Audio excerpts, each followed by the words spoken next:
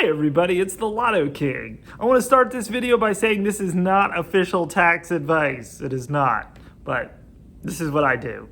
You're a YouTuber, you're monetized, you're making money from Google, you're claiming it on your taxes. What can I write off? What can I write off as a deduction?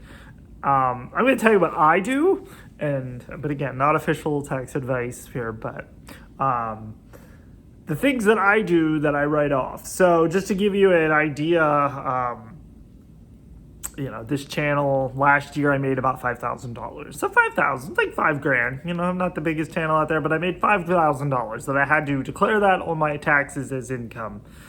As the Lotto King and also CPT, the Coupon King, which is my other channel. I combine them together because I've got money coming in from that too. Not much, but it all goes on my income taxes. That's how I file it with the IRS. So yes, you can deduct things, everybody, from your taxes. So some of the first things, the two things I'm gonna hit for me, I've got a computer back here. There's internet that's fed through there, as well as a phone, which I'm actually using to record this. I pay for that as well through AT&T, and I use that for live streaming, and I use the internet over there for live streaming. So out of that money that I made, I needed that to do that.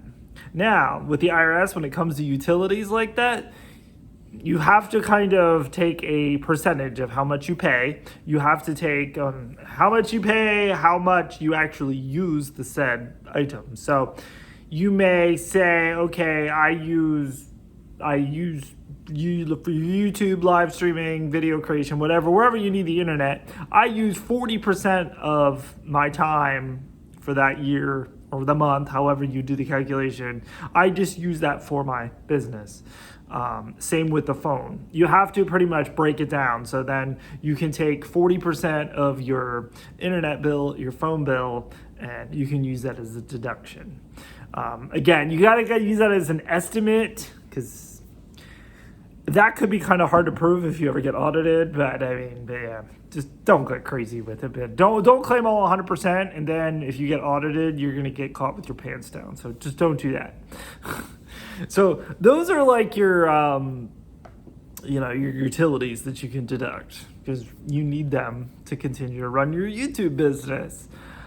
And then there's things, purchases. I buy pretty much everything for my YouTube channel on Amazon. And there's a reason for that, because at the end of the year, I know I have receipts for everything I bought because they're on my Amazon account. So what I do at the end of the year is I go on Amazon, I pull up that whole year previously of everything that I bought, and I pick out everything that I bought that was for the YouTube channel. I'm like, I got a new tripod, I replaced my keyboard, I got a webcam, or something big as replacing your entire computer, which you can also deduct if you use that to run your business. But again, that's sort of the same rules as with the utilities. You're supposed to take a percentage of it. Pretty much everything's a percentage.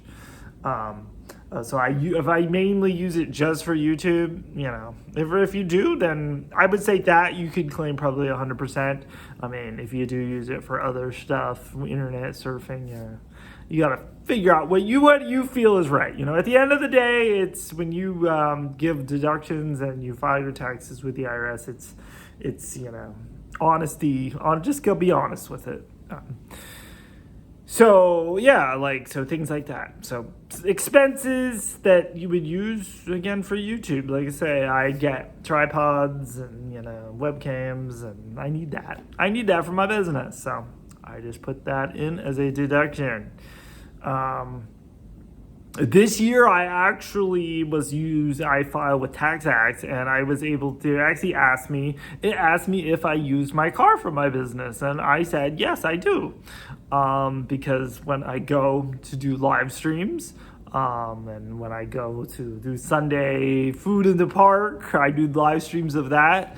I have to drive my vehicle to that. So they actually let me claim a mileage, So it's not much. Again, when I try my car from here to Puffs, it's a mile round trip, if that. So, but I pretty much guesstimated, and I said, okay, I do two times a week for that. I may go to Lewisburg half of the year, or even just a mile. I made an average, and then I was able to take a mileage off of from my car lease.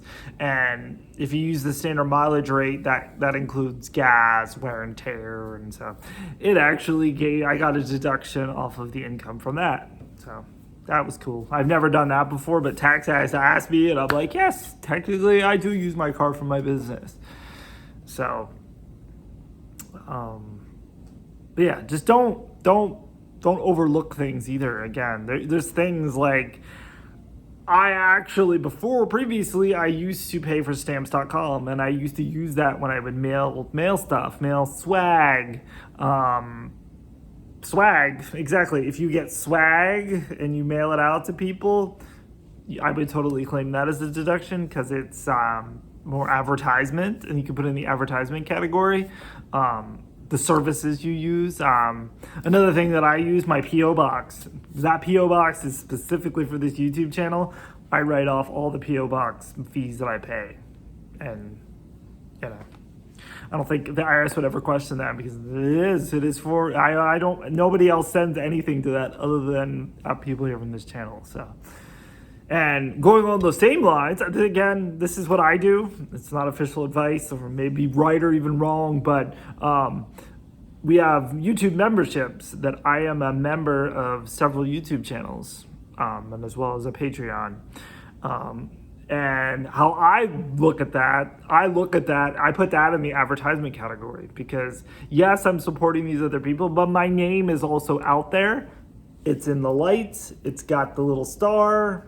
It's, it's just people, oh, the Lotto King, who's that?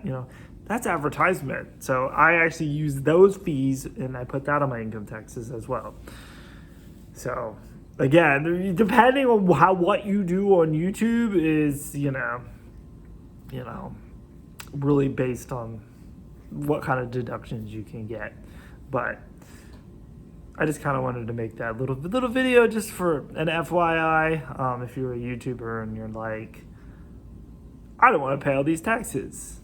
You should pay your taxes, but we do have legit deductions when it comes to being a YouTuber and independent contractor. So there's just a few, and good luck out there. And again, not official tax advice.